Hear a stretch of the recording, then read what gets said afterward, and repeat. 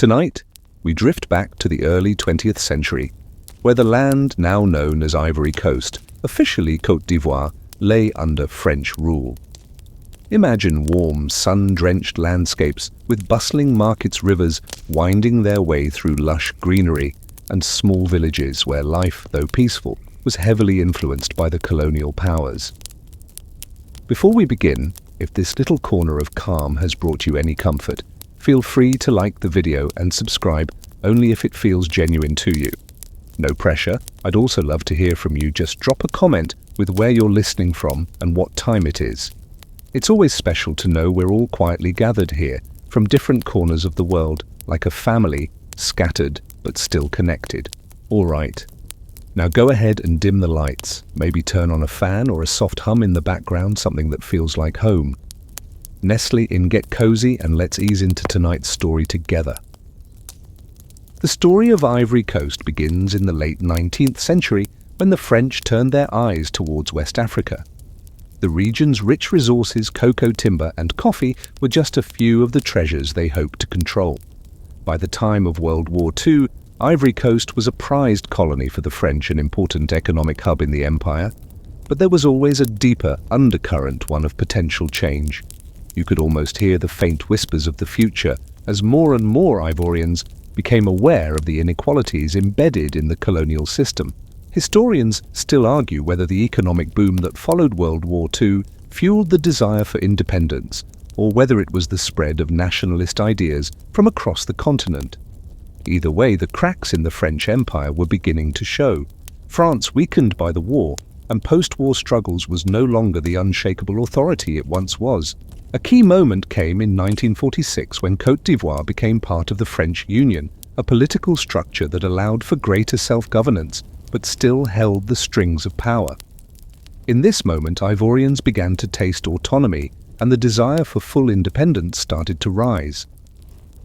As the 1950s unfolded, a wave of nationalism swept across West Africa, and the Ivory Coast was no exception. Picture the landscape changing, a subtle but unmistakable shift. Once the dusty streets of Abidjan had felt like those of any other colonial city, with its European-style buildings, French signs and foreign traders dominating commerce. Now, however, things were different. The pulse of the city began to match the heartbeat of the entire nation. It was restless, it was yearning, and it was ready to break free from its colonial shackles. Félix Houphouët-Boigny, an Ivorian politician and future president, began to rise as a pivotal figure in the movement. A member of the French colonial elite, Houphouet-Boigny initially seemed an unlikely hero for the independence cause. Born into a wealthy family, he'd studied in France and had strong ties to the colonial administration. But as the years passed, he saw the need for change. He joined the political arena and became the voice of moderation, arguing for a peaceful diplomatic route toward independence. Historians still argue whether Houphouet-Boigny's dual nature, his ability to navigate both the French system and his Ivorian identity, made him uniquely positioned to lead, or whether his status as a member of the French elite allowed him to make connections that others couldn't. Regardless, it was his strategy that truly set him apart.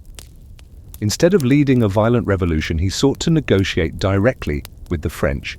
Through this, Houphouet-Boigny and his colleagues laid the groundwork for a peaceful independence movement. At the same time, the broader nationalist movement was gaining steam. Formerly scattered ideas of independence began to coalesce into a singular force. Intellectuals, teachers, and everyday people were finding their voices in a collective call for autonomy, inspired by the successful independence movements in neighboring countries.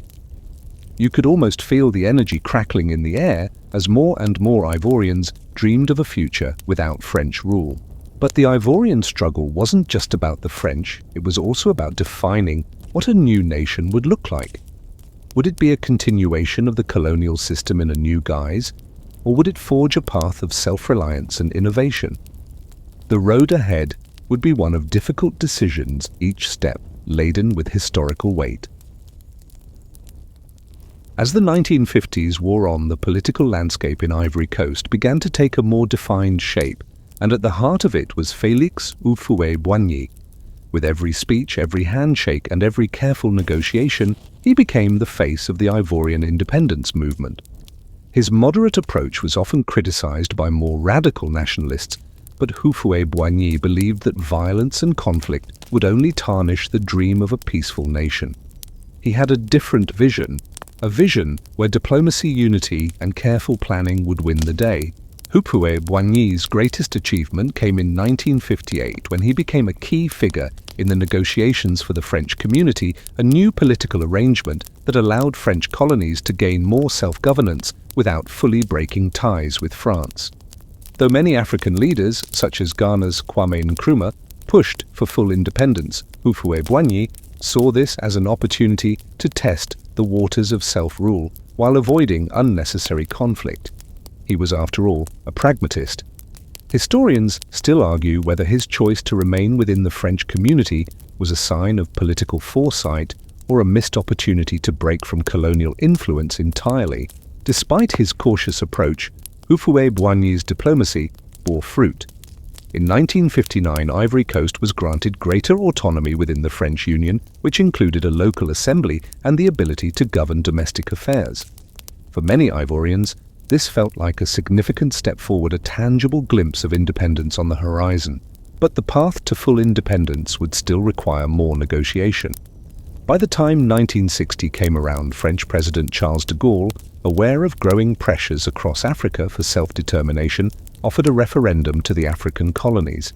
The question was simple: would they prefer to stay with France under the French community or become fully independent? Many nations opted for independence, and so did the Ivory Coast. On August 7, 1960, Ivory Coast was officially granted independence. It wasn't through bloody struggle or forceful resistance, but through a peaceful and calculated process, one that would define the nation's future.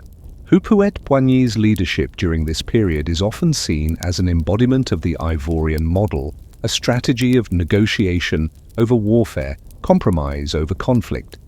And as the country became independent, it was clear that the Ivory Coast's smooth transition would not only be a triumph of diplomacy, but also a lesson for the continent.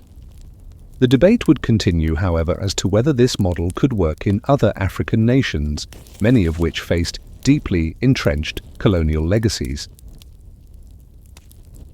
By the time Ivory Coast officially gained its independence in 1960, the winds of change were blowing across Africa. Across the continent, former colonies were either shaking off the yoke of European powers or finding themselves caught in the turbulence of post-colonial struggles. For many African nations, the road to independence was fraught with violence, turmoil, and civil war, but Ivory Coast's peaceful transition stood out as an anomaly, an example of what could be achieved through diplomacy and negotiation. However, the path to this calm outcome was not without challenges. During the post-World War II era, the colonial powers found themselves in a delicate position. France, still reeling from the devastation of the war and the loss of its empire in Southeast Asia, was struggling to hold on to its colonies in Africa. The legacy of French imperialism in Africa had always been one of complex relationships, often marked by a careful balance between exploitation and cooperation.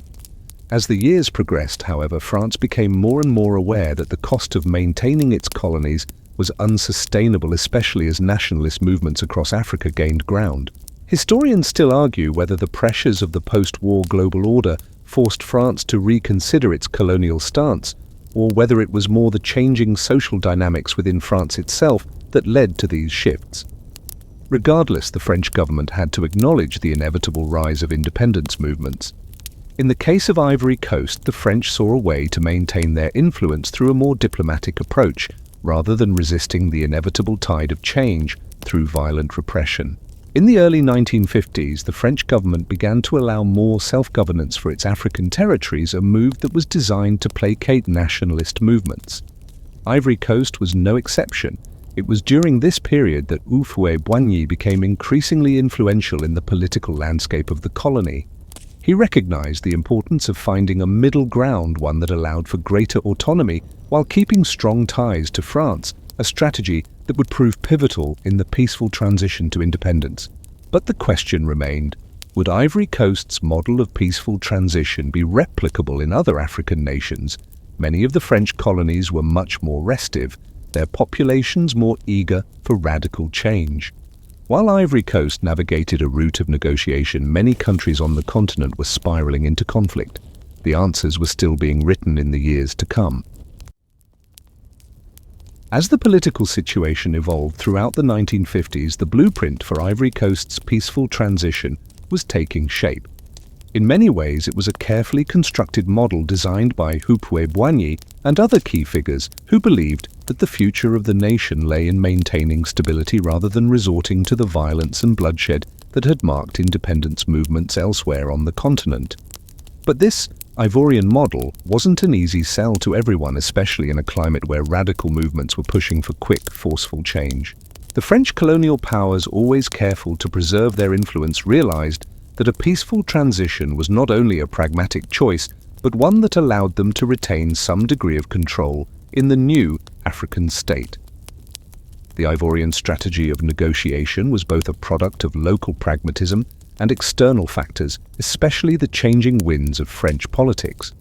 The French were eager to relinquish their colonies, but still wished to maintain access to the resources of West Africa, particularly the lucrative cocoa, coffee, and timber industries that thrived in the Ivory Coast. Historians still argue whether Houphouet-Boigny's insistence on avoiding violent confrontation and instead emphasizing cooperation was a necessary compromise for the region, or if it ultimately limited Ivory Coast's potential for fully distancing itself from French influence. The fear was that too much reliance on French support might stifle the country's full autonomy, locking it into a semi-colonial relationship even in its post-independence years. However, Houphouet-Boigny himself saw this as a delicate balancing act. By staying diplomatically aligned with France, he believed he could secure the economic stability necessary for the young nation's survival. The hallmark of the Ivorian independence strategy was its emphasis on unity. Houphouet-Boigny, who had crafted his vision with the belief that peaceful negotiations and a shared national purpose would smooth the transition, worked tirelessly to unite the Ivorian people. He was deeply aware that a divided population would only invite instability in the wake of independence. He envisioned a national identity that went beyond ethnic or regional divisions. In this vision, the unity of the people would be the cornerstone of Ivorian success. But even in this unified push for peace, there was internal resistance from some factions who believed that a more radical approach was necessary. This ideological tension would echo through the early years of Ivory Coast's post-independence history as the country's leaders sought to balance stability with the need for significant change. And thus the Ivorian model came into being not through one giant leap, but through a series of careful steps that embraced negotiation and unity over revolution and division. It was a path that for many seemed extraordinary given the context of the time. As we move closer to 1960, when Ivory Coast would finally shake off the colonial chains, the echoes of past struggles and the promises of a brighter future resonated across the land. The year 1960 arrived with a sense of both anticipation and uncertainty. For much of Africa, it marked a historic turning point. As the continent witnessed one country after another gaining independence, the Ivory Coast stood poised to join their ranks. However, unlike many of its neighbors who had fought bitterly for their freedom, the Ivory Coast's transition to independence would be one of negotiation, diplomacy, and most notably, a peaceful path forward. On August 7, 1960, the peaceful negotiations that had been carefully built over the previous years reached their culmination. The French government under President Charles de Gaulle offered a simple yet momentous choice to its remaining African colonies. Would they remain part of the French community, a kind of semi-autonomous association, or would they opt for full independence?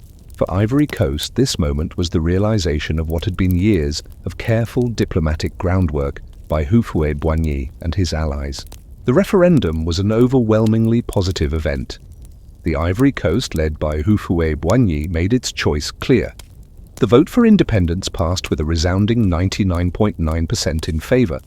There was no bloodshed, no violent uprisings, just the peaceful fulfillment of a long-anticipated goal. Historians still argue whether the overwhelming support for independence was driven by the people's true desire for sovereignty or by Houphouet-Boigny's careful cultivation of a political environment that made independence feel like a natural, inevitable progression. In any case, it was an extraordinary moment in the annals of African independence. On that fateful day in August, Ivory Coast declared its independence from France. The flag was raised, symbolizing the birth of a new nation, free to determine its own future. This peaceful transition set the Ivory Coast apart from many of its neighbors who had faced more tumultuous and violent battles for freedom. The country had chosen dialogue over discord, understanding that a shared vision of unity and self-governance would lay the foundation for a stable and prosperous future. However, the road ahead was not without its challenges. With independence came the weight of responsibility. Houphouet-Boigny and his government had to confront the task of nation-building, creating a unified and functional state out of a country still deeply divided along ethnic, regional, and economic lines. While the country was free from colonial control, it remained highly dependent on French economic support, particularly in the early years following independence. This dependence would continue to shape Ivory Coast's political and economic trajectory for decades. With the declaration of independence, the Ivory Coast stood at the precipice of a new chapter in its history. However, while the country was now officially free from colonial rule, the real work of nation-building had only just begun. Houphouet-Boigny, as the first president, was faced with the enormous task of steering a newly independent state through the often turbulent waters of political, economic, and social change. His approach would be defined by pragmatism, vision, and an unyielding commitment to stability. Houphouet-Boigny's first years in power were shaped by a desire to create a strong, unified nation. His government focused on maintaining political stability while also fostering economic development. The country, though now independent, was still heavily reliant on French expertise and capital, and Houphouet-Boigny understood the importance of maintaining a positive relationship with France. He knew that Ivory Coast's survival would depend not only on its ability to build its own institutions, but also on ensuring its place in the wider global order. One of Houphouet-Boigny's key priorities was economic development. Ivory Coast, with its rich agricultural base, particularly in cocoa, coffee, and rubber, had the potential to thrive in a global economy. Houphouet-Boigny sought to modernize the country's infrastructure, build a strong industrial base, and diversify the economy away from its over-reliance on agriculture. Yet while his vision was ambitious, the process of economic modernization required significant external investment, most notably from France and other Western powers. At the same time, Houphouet-Boigny worked hard to foster national unity. Ivory Coast, like many African nations, was home to numerous ethnic groups, each with its own language, culture, and traditions. The new president understood that in order to avoid division and conflict, he would need to create a shared sense of Ivorian identity. To this end, he worked tirelessly to promote the idea of a cohesive nation-state, one in which all Ivorians, regardless of ethnic background, could see themselves as part of a larger unified community. This idea of national unity became one of the central pillars of Houphouet-Boigny's leadership. Historians still debate whether Houphouet-Boigny's focus on unity over ethnic identity truly succeeded, or whether it glossed over the complexities of Ivorian society. Some argue that the emphasis on a singular Ivorian identity was essential for creating the stability that the country enjoyed in its early years of independence, while others suggest that it may have overlooked deeper cultural and regional divisions that would surface later. Regardless, Houphouet-Boigny's leadership style, focused on stability, unity, and diplomacy, set the tone for Ivory Coast's political landscape for decades to come.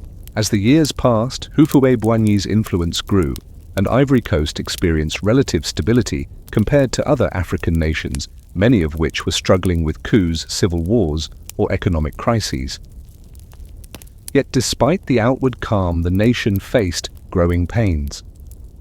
Houphouet-Boigny's emphasis on centralized authority, coupled with his tendency to limit political opposition, would create tensions within the Ivorian political system.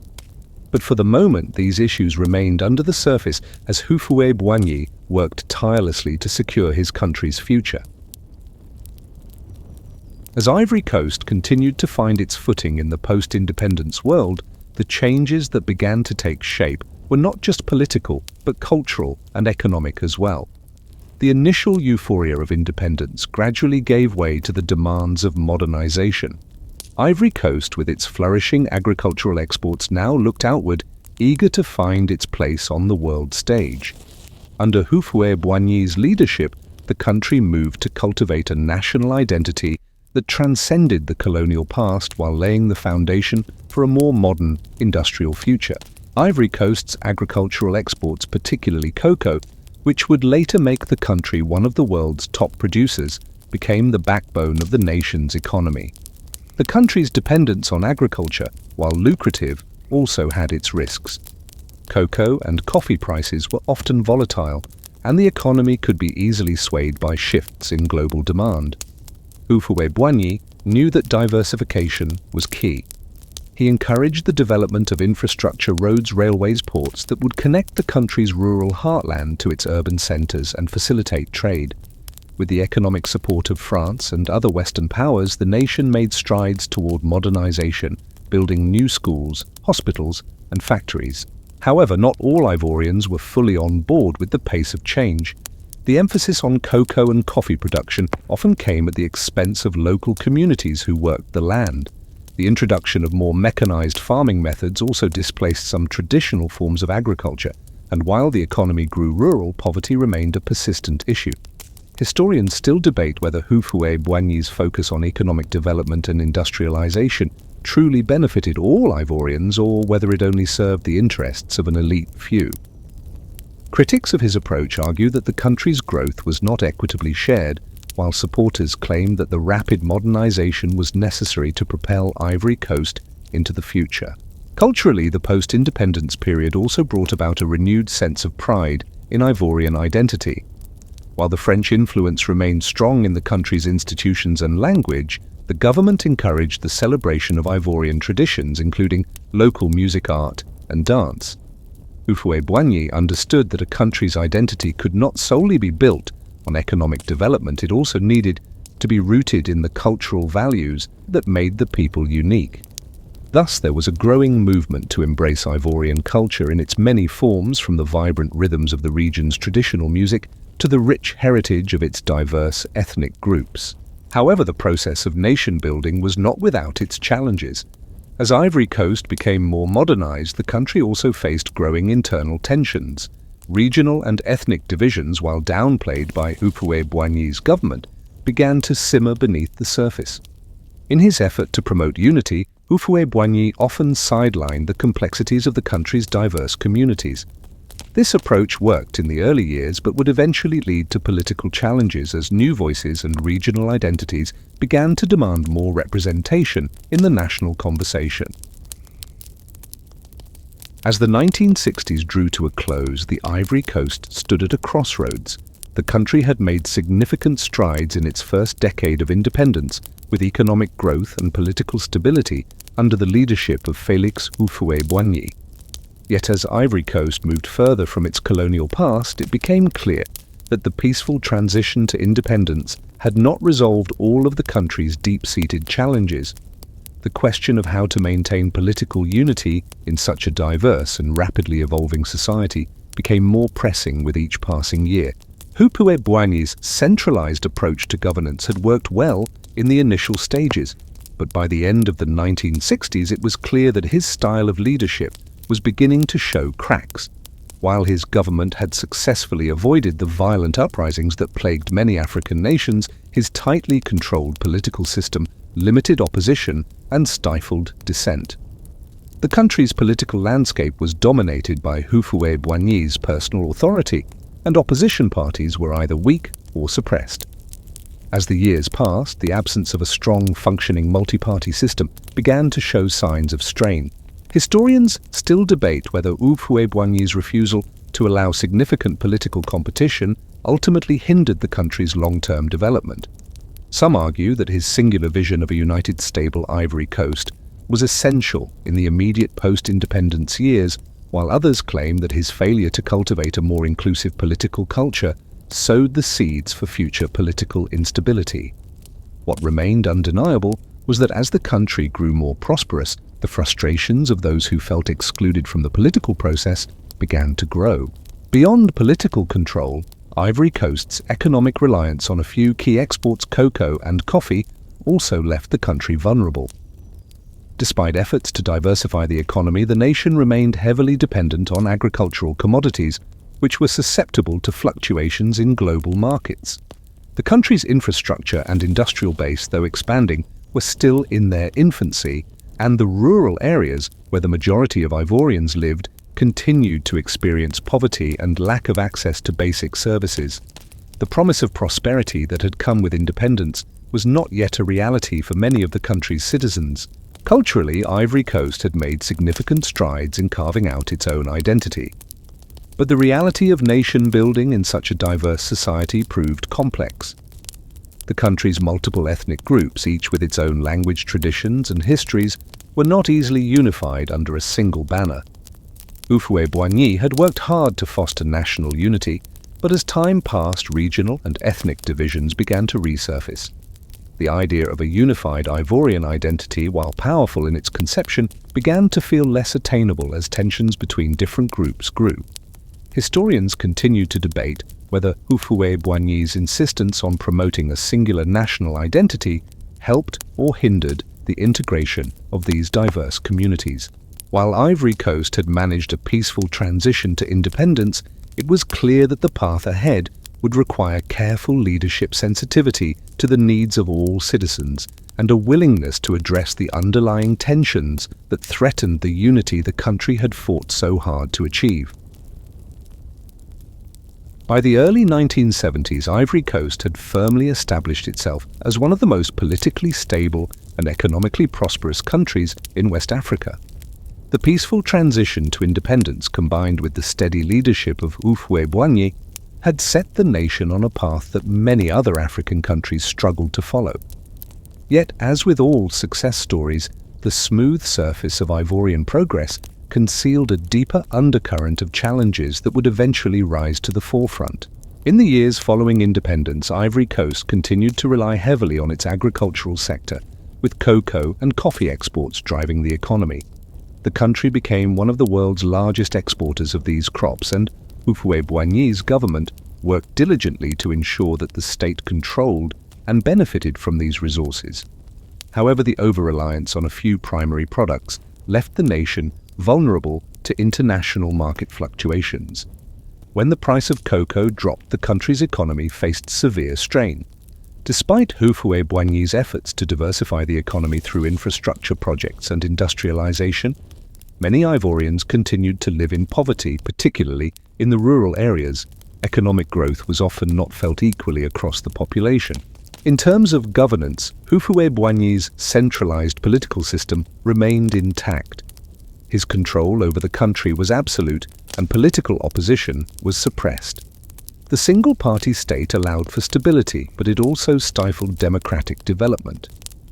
As Ivory Coast entered the 1970s, many began to question whether the model of governance that had served the country so well in its early years could continue to meet the demands of an evolving society.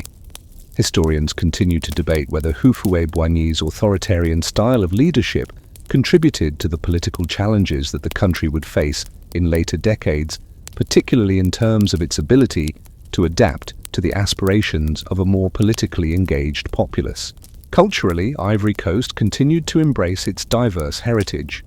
Houphouet-Boigny's government encouraged the celebration of Ivorian identity, but as the nation grew, regional identities began to emerge more strongly. The government's efforts to promote a unified Ivorian culture were sometimes met with resistance from local communities who felt their ethnic and regional identities were being sidelined. Despite these tensions, the concept of Ivorian unity remained an important part of the national narrative, and cultural festivals, music, and the arts became an integral part of the national identity. Looking back on the peaceful transition of 1960, one can see the enduring impact it had not just on Ivory Coast but on Africa as a whole. The Ivorian model, where independence was won through diplomacy rather than bloodshed, remains a remarkable example of what can be achieved through careful leadership and negotiation. Yet as the country faced new challenges in the decades that followed, the question remained, could the foundation of peace and unity built by Houphouet-Boigny continue to hold up under the pressures of modern governance that, as always in history, was the great unknown? The peaceful transition to independence that Ivory Coast had achieved was not just an isolated event, it set the stage for a broader understanding of how African countries could navigate the complex path from colonialism to self-determination. And as the years unfolded, Ivory Coast's peaceful independence would remain an influential chapter in the story of African decolonization. As you drift into the final moments of this story, the echoes of Ivory Coast's peaceful transition to independence softly linger in your mind. The country, having navigated the tumult of colonialism with grace and diplomacy, forged a path that many others sought but few found. It was a moment in history where peace rather than conflict prevailed, setting an example for a continent torn by violence and upheaval.